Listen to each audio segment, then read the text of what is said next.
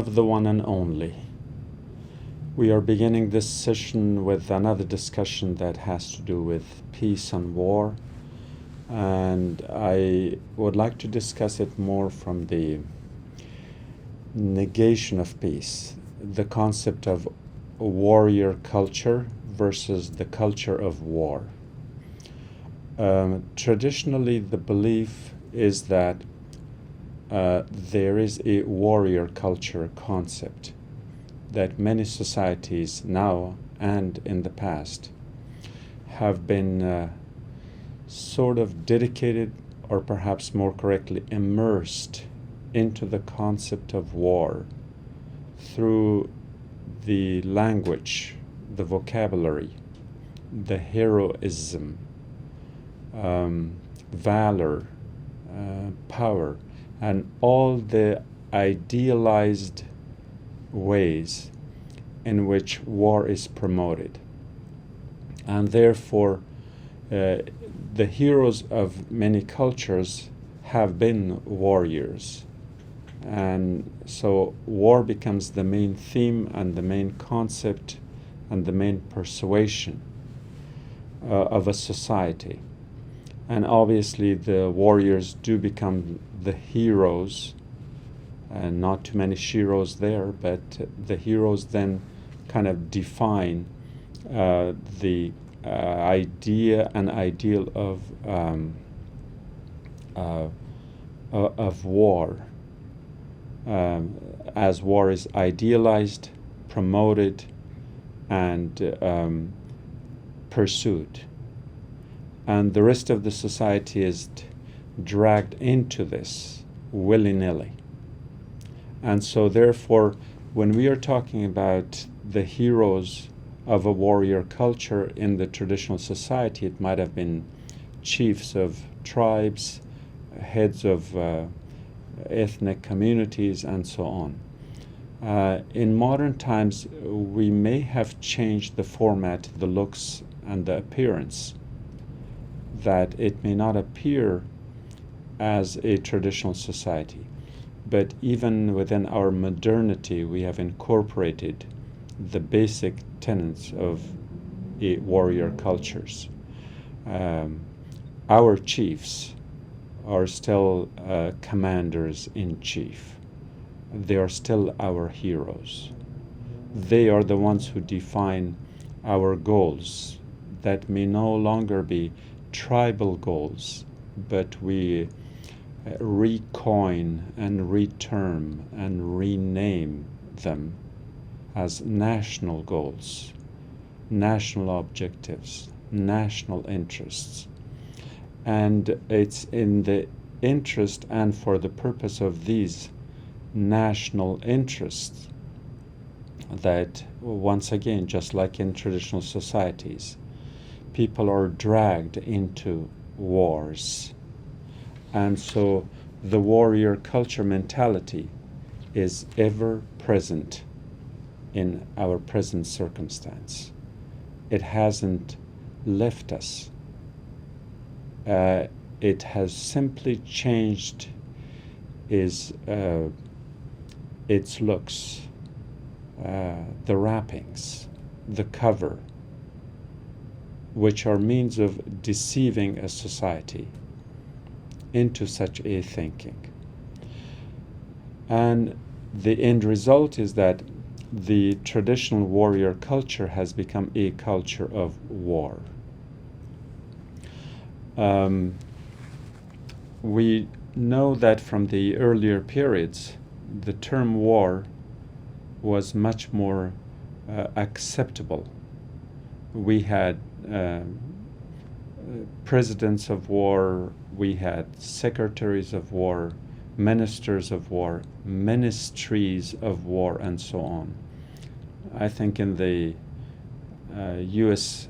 history, if I remember it correctly, not that I lived then, but remembering it through reading the history, that George Washington's first cabinet had a secretary of war. Now, with the passage of time, that term appeared to be not just archaic, but sort of, to use a modern jargon, politically incorrect. So it had to be corrected.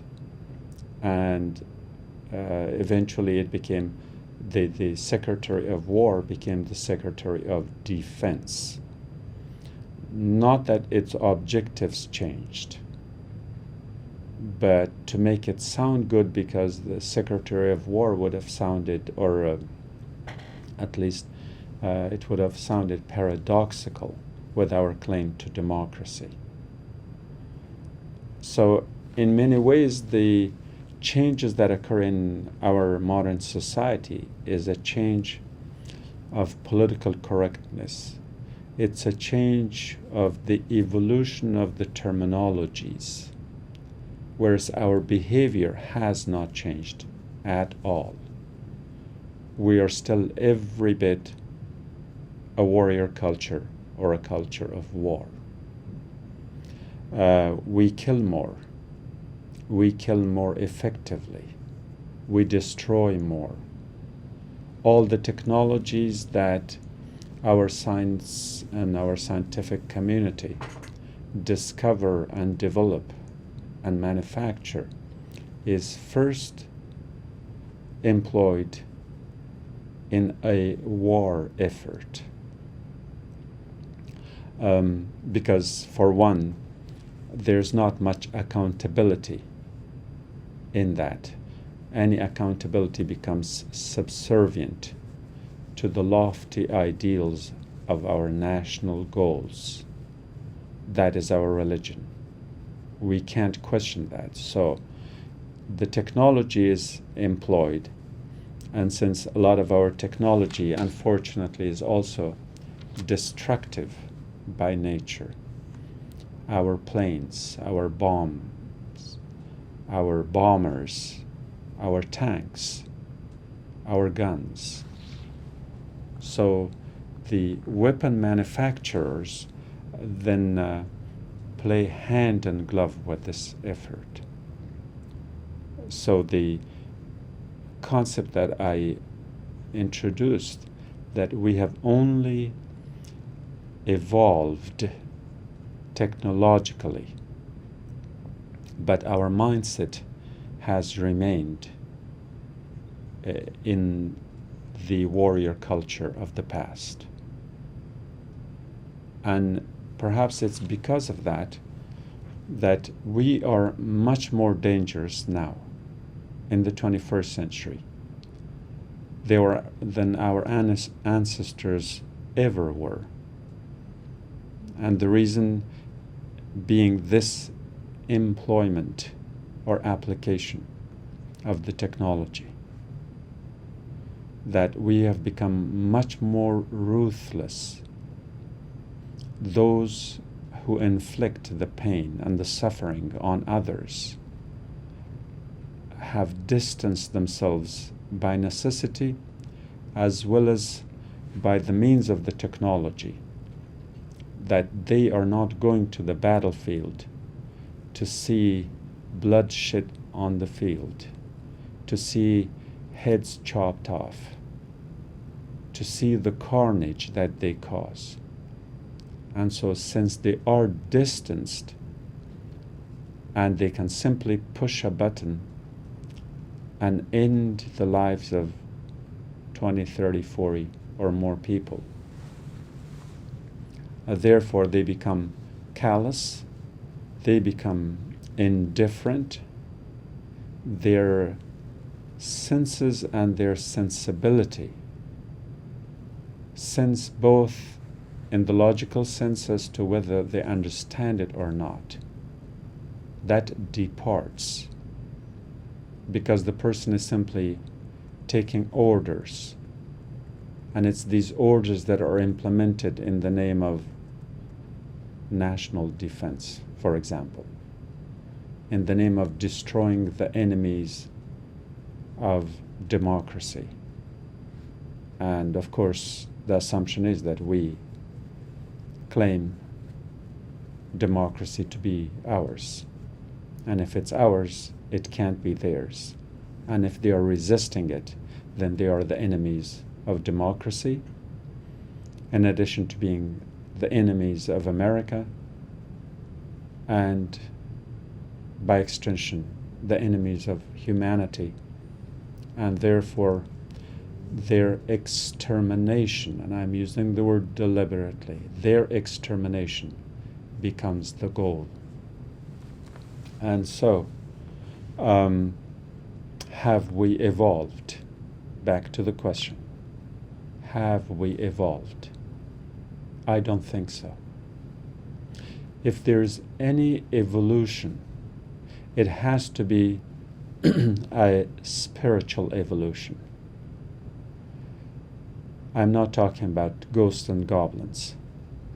I'm talking about the spiritual dimension of our humanity, our innate sense of being, our consciousness, our sense of awareness. That is spiritual to me.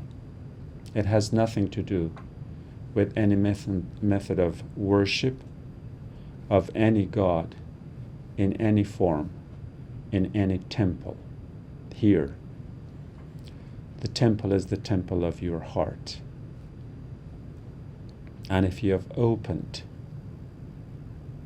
the gates of your heart, where you have begun to worship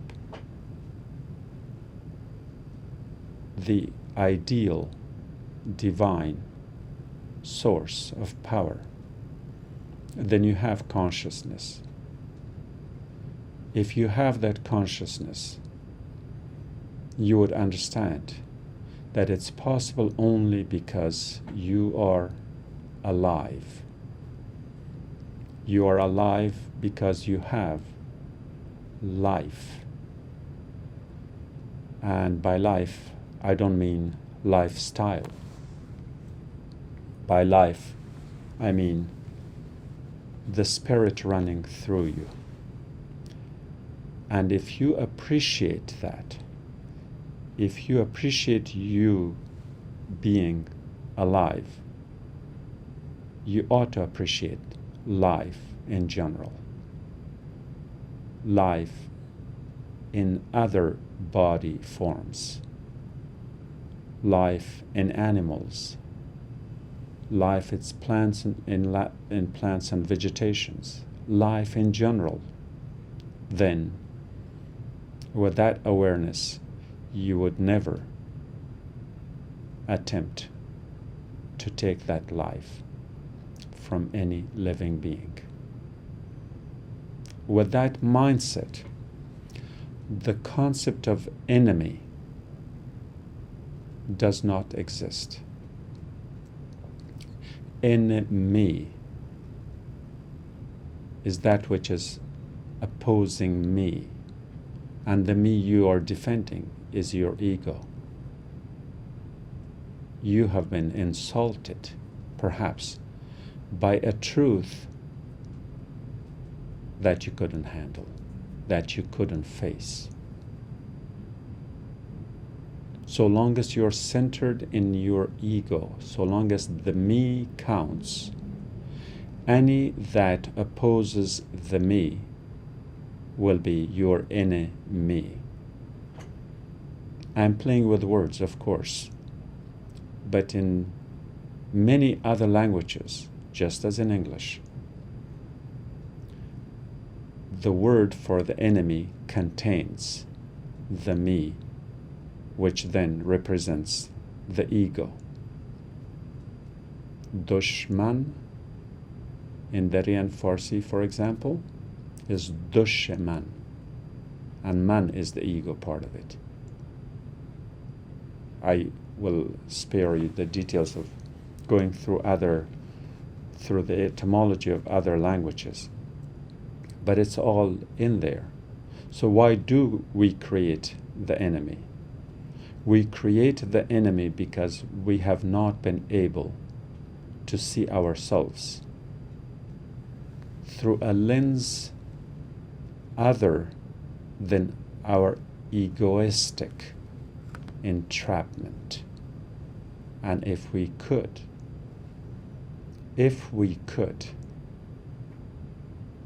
then there is no enemy, because you could bring that enemy within. Don't see it outside. When you see a contradiction in the outer world and you see yourself aloof, above, and separate from it, you are not going to solve it. However, if you can bring it in, if you can bring it within yourself, if you can own it, if you can see your own shadow, you will see the light. Of course, the shadow has to be owned and tamed and controlled and gone beyond it. And so therefore, the within and without of the main stimuli that draws us into a defensive mode, that defense of the ego in the individual, then sometimes becomes the defense of the ego in the collective. And it's the defense of the ego in the collective that becomes the warrior culture. That's what we were talking about as the heroes. Your hero is a representation and a manifestation of your ego self in the collective, operating within a society, tribal societies of the past as much as modern societies of our time. Yes, that is a different way of looking at the culture of war. Do our leaders understand this? Some do, but many don't. And even those who do are at the helm of this ocean liner that is not easy to steer in a direction away from that of which the collective ego defense is headed for. They are headed for a coalition, either with another big ocean liner, with another big ship, with another big cruiser, and at times, if there isn't any, yes, an iceberg would do, and we go down with it. So just as the iceberg can be deceiving, that the bulk of its weight and volume is below the water, except for the tip, our behavior is the same. The bulk of our egoistic attitude is below the surface. We bring things to the surface for public consumption, for public receptivity, and so that it can have a more receptive and acceptable terminology, that we can lure others into this and employ them in this war machine. And if we talk about this in the spiritual term, yes, it sounds good,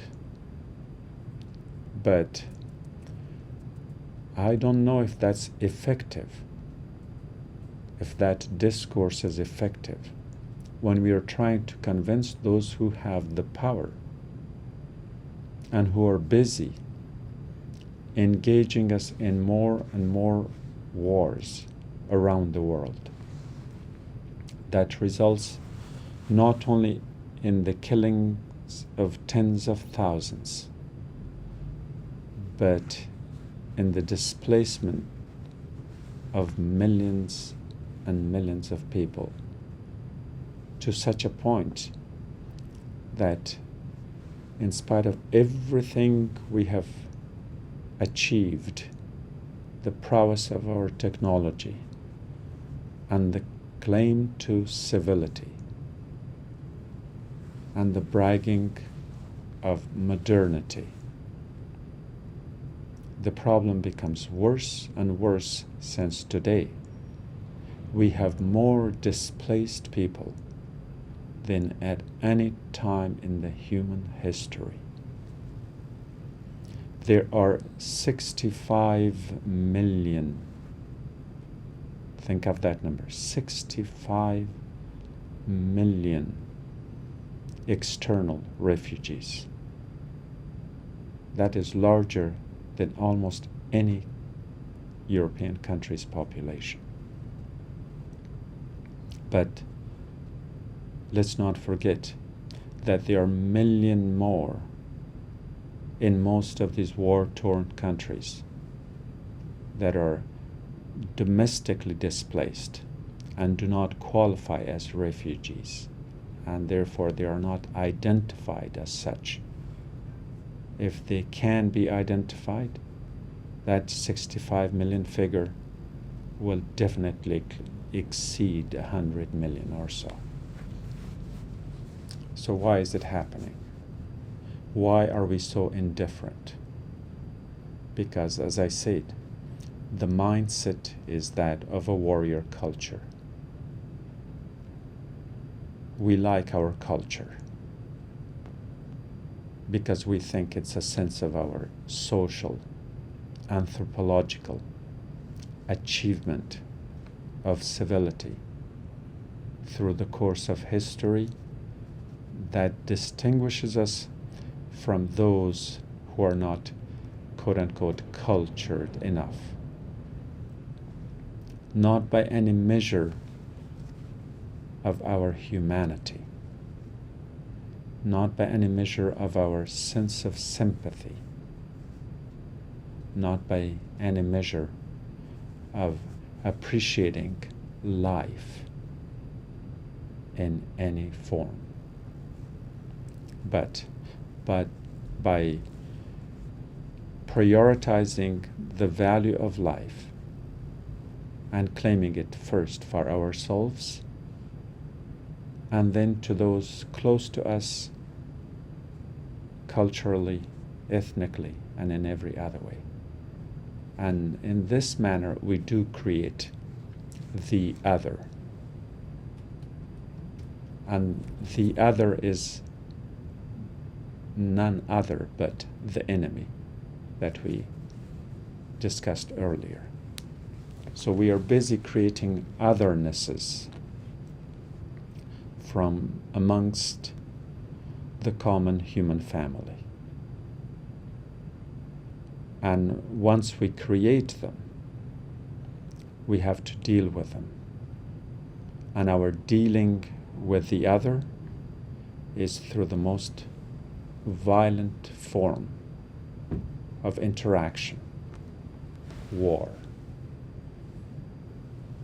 Let's talk about some concrete terms here to see if the theoretical that I proposed really makes sense. Aside from the fact that we have changed the name of the Department of War to the Department of Defense, we have gone much further than that and much farther than that in creating a warrior culture, and has made that a norm for our society in general.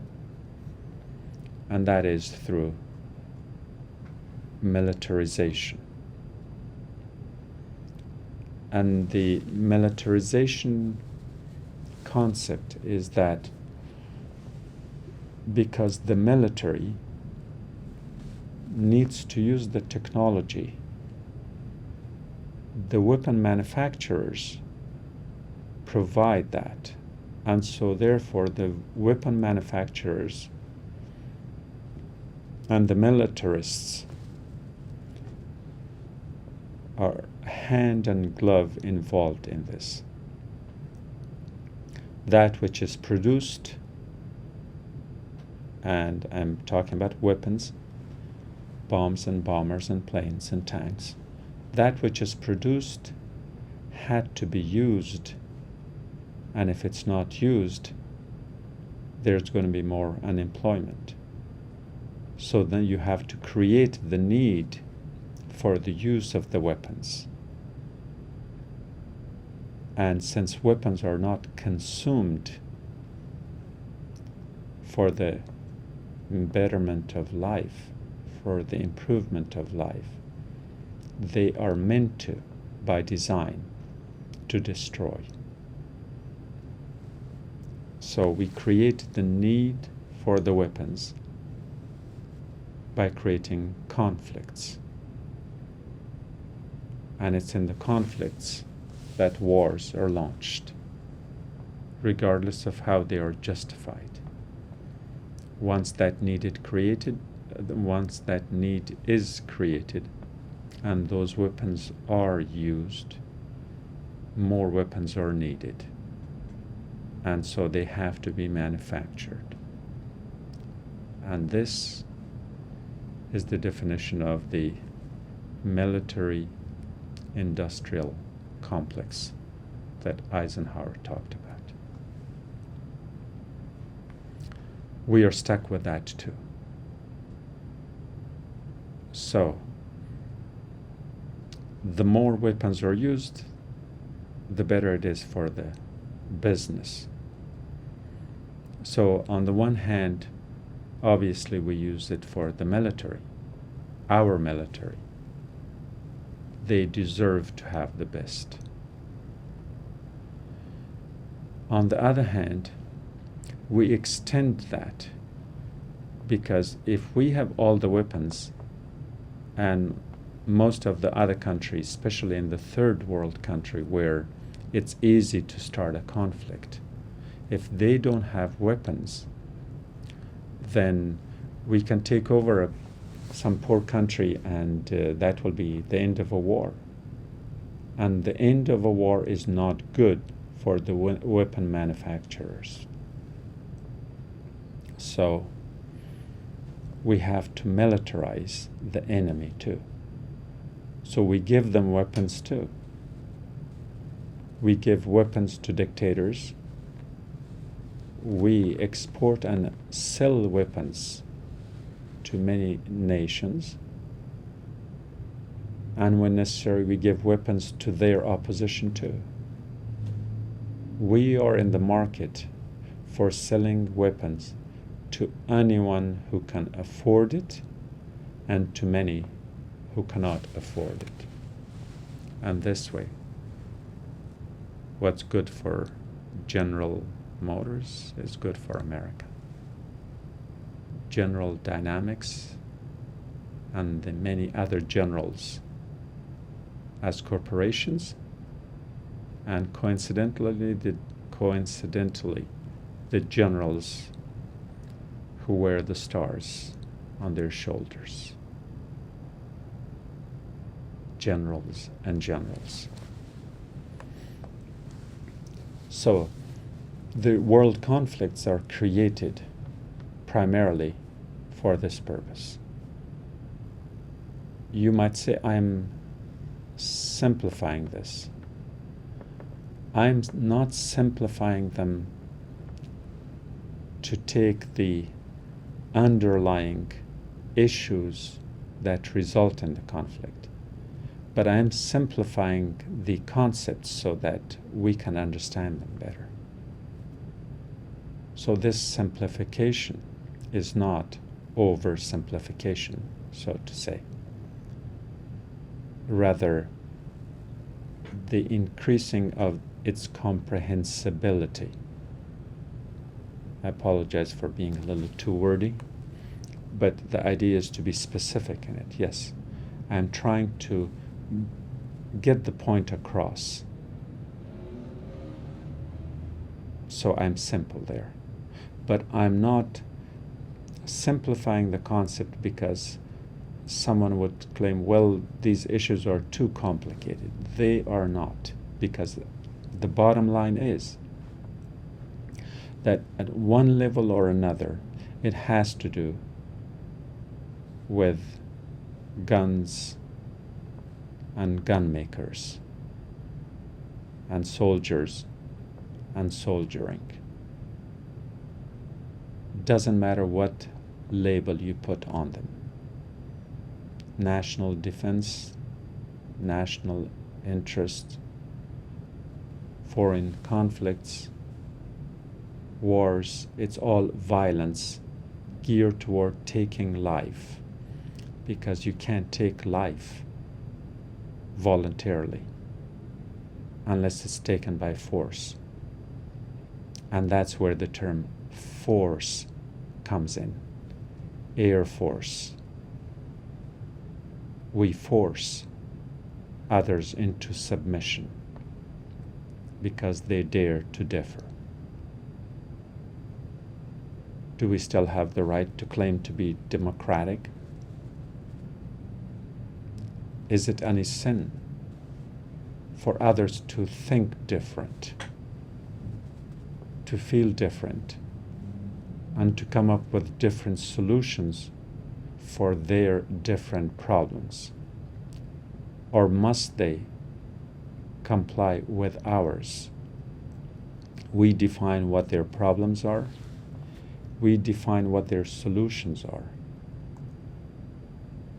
We decide for them how to think of a solution for their problems. Therefore, we introduce our ideologies as solutions to our problems as much as we see that as a solution to their problems. Throughout the Cold War, it was the ideas of the Scottish Adam Smith and the German Karl Marx, both Europeans, who tried to make the rest of the world adhere to their principles of finding economic solutions to their social ills. So millions and millions of soldiers lined up to fight for either Das Kapital or for capitalism. Adam Smith's and Karl Marx's. It was nothing but capital. And in its final manifestation, capitalism and communism, there was no communism. That too was state capitalism, state-controlled capitalism, centralized economies with the 5-year plans, and all the rest was nothing but capitalism. All they denied was private ownership. And the private ownership wasn't really transferred to the public, rather kept as the monopoly of the party, the Communist Party. Because now, instead of an individual or a corporation, a Communist Party claimed to have the right to rule in the name of the people and to distribute in the name of the people and to be the protector of the people. Therefore, neither as an economic system nor as a political philosophy, those who claimed communism really believed in it. And when I say believed in it, I'm talking about in the practical sense as they interacted with the citizens of their countries. They deprived more than any other, because that was a systemic deprivation in the name of establishing a system of distributive economics. The emphasis was on distribution rather than on producing. Not that the situation was any better under capitalism. We see that now when the competition between the two systems of capitalism, private enterprise and state capitalism, is over, we see the miseries of the private capital ownership, where the 1% rules over the 99%. And the deprivations continue, except that we are made to think of these deprivations as the norm, as the acceptable. And no one asked the question, how is it possible that, according to a recent report, we heard that $6.5 trillion are unaccounted for? Let me repeat that number again, $6.5 trillion. These are from the year 2015 alone, in 1 year, that the army lost or didn't keep required data, which the government asked for. So this is not hearsay. So how is it that $6.5 trillion are unaccounted for, and not in a third world country where we can blame it on corruption and mismanagement, but we are talking about the United States of America, with that amount of money having disappeared? We have people who sleep on sidewalks. That shocks some of the new immigrants. Is this the America we came to? We see millions of our children who go hungry to bed, and we expect them to wake up in the morning and be ready to study and to learn and to improve and to evolve. Yes, our deprivations are there. They don't make the 6 o'clock news. They are not on the radar of those who are responsible, because their priorities are different. Their priorities are how to give millions and millions to foreign governments who are equally suppressive of their population. A shocking video that I saw just yesterday. It's one of Israeli soldiers using attack dogs on Palestinian children. Attack dogs on Palestinian children, not just to kill them, but to instill in them the fear that survival can never be taken for granted, that life can be snapped from them at any time.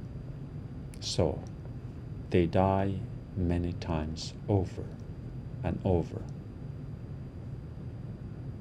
Some of you may find the video on the social media. This is done by a government that has the support of every American population, president and politician. the support of every American presidential candidate, present and past, the support of every American leader, because they claim to be defending the Middle East's only democracy, whereas in reality, it's the world's only remaining apartheid regime. Where is our humanity? Why do we have to look the other way? The video I saw was not an exception. I've seen many. I'm sure many of you have too. So why is there this unconditional support for one state? In the context we are discussing, it's because that state, in one way or another, contributes to virtually every conflict in the Middle East. The conflict in Syria, for example. Do we want to remove Assad's regime in Damascus? The Russians, perhaps the Iranians, think that if they do, it will weaken Syria vis-a-vis Israel. So they have to support it. And they are supporting a dictator who has been responsible, perhaps not single-handedly, but in uncalled for collaboration with oppositions to whom civil rights and liberties were denied. They are responsible for the killing of now nearly 500,000 Syrians. Their own citizens that are barrel bombed. Their own citizens who go to hospitals and clinics, and the frequency of the bombing of medical facilities now amounts to about 1 every 17 hours. That in every 17 hours, somewhere in Syria, in the war zone, in Aleppo, and perhaps Damascus and elsewhere, a hospital, a medical clinic, a medical facility is bombed to smithereens to kill not those who come to be healed, those who are coming to survive, but to kill also those who had taken the Hippocratic oath to protect the life of others. And yes, it's in this conflict, again, like I said, that one way or another, the presence of Israel and the United States' unconditional support for it contributes to that. We had to reduce the strength of Iraq because it was an enemy of Israel, because Iraq supported the Palestinians and the Palestinians were terrorists, and therefore it justified our invasion. And so the people of the Middle East suffer partly because our ego at the collective level is involved. Partly it's because our prejudice, where the Judeo-Christian concept is the acceptable, the Islamic, the non-acceptable. Partly because racially, as the white man's burden, as the manifest destiny, we take charge. In Israel, it's not so much the European state, but from the racial perspective, it's the white Western European Jews that dominate the political scene. And the other Jews, the Sephardics and the rest, are, if not subservient, at least not prominent in the government. So race plays is an important element in this conflict. So, all in all, these wars are racial, they are religious, they are ideological, they are political, and yes, they are economic as well.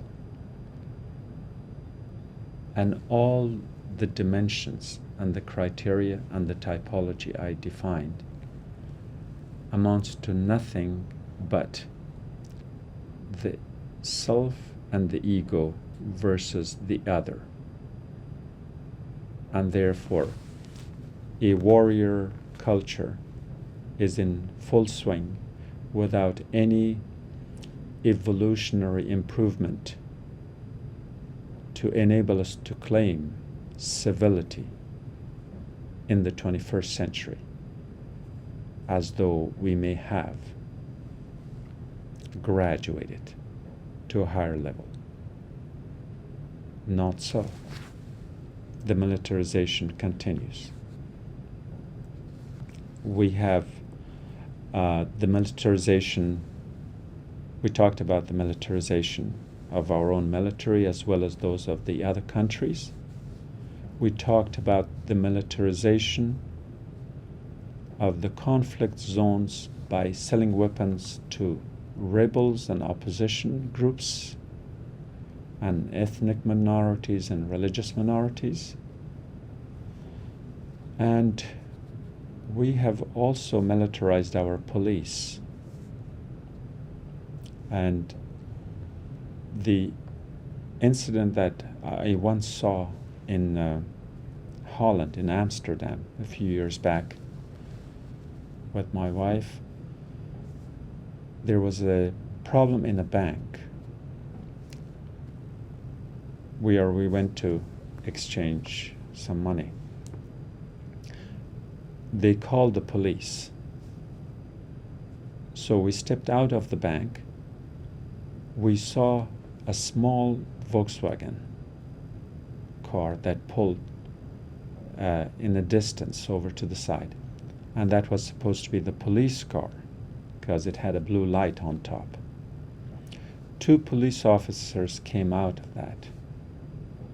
They were wearing warm sweaters, olive color, with pants. But there were no guns drawn. There were no weapons. They didn't have shields. They didn't look like soldiers. They simply looked different from the civilians by being dressed in olive color uniform. They came to the bank and they talked to the manager. And they were very discreet and very polite, and went over to the man who had some problem, perhaps a threat of violence or some such a thing that necessitated the calling of the police. They took him aside, had a conversation with him for 10-15 minutes or so. And after that, they shook his hand and apologized for the interruption. The man went back and stood in line. The police went. They sat in their car and they went about their business. This was an interaction in an incident in which the police in Holland were involved. Now imagine that possibility in America. Our police are militarized. They think militarily in terms of the weapons that they carry, the trainings that they have. That is a problem. We could discuss this a little further, and we will in this next episode.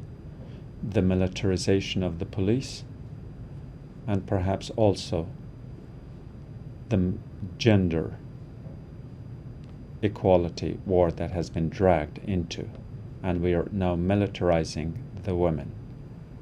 Don't get me wrong.